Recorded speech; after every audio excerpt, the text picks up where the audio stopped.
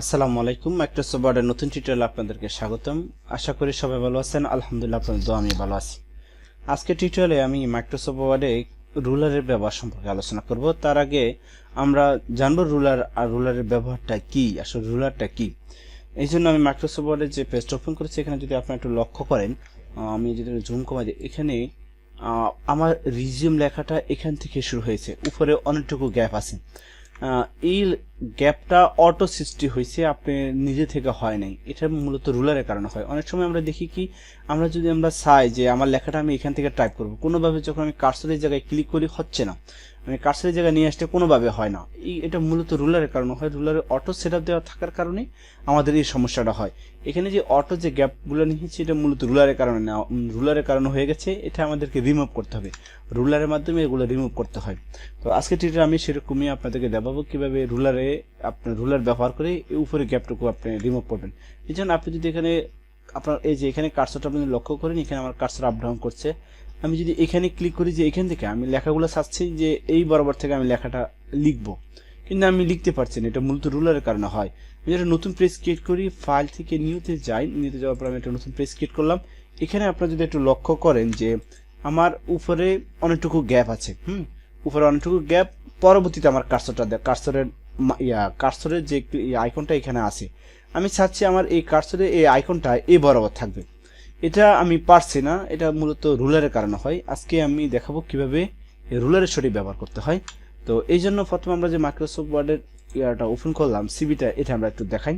এখানে আমার এই রিজিউম লেখাটা আমি এই জায়গায় নিয়ে আসবো, এখানে নিয়ে আসবো। সেই জন্য আমি কি করব, ভিউতে যাব। মাইক্রোসফট ওয়ার্ডের মেনু বারে যে ভিউ অপশন আছে, আমরা এখানে ভিউ অপশনে যাব।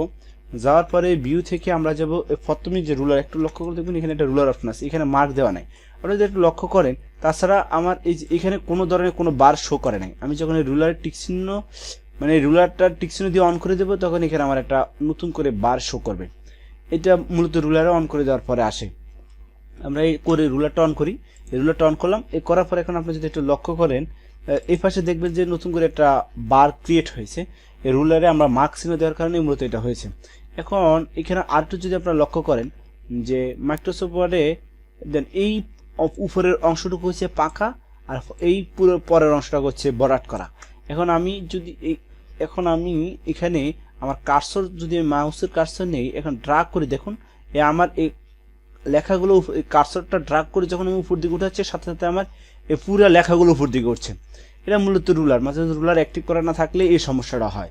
তো আমরা রুলার অ্যাক্টিভ করে দিয়ে এভাবে সমস্যার সমাধান করবো। এই আমার সিবিদের সমস্যার সমাধান হয়ে গেছে। কারণ আপনি যদি কিছু টাইপ করেন, এই উপর থেকে টাইপ করতে পারবেন। আমার যে নতুন পেজটা ক্রিয়েট করছি, চলুন আমরা নতুন পেজে যাই। এখানে আমি যদি এখানে ধরেন কিছু টাইপ করলাম, ধরেন যে কোনো কিছু আমি টাইপ করলাম, দেখুন আমার লেখাটা এই জায়গায় হচ্ছে। আমার লেখাটা আপনার এইখান থেকে শুরু হচ্ছে, আমি লেখাটা লিখবো এই জায়গায়। এটা আমি রুলার ব্যবহার করে ঠিক করব।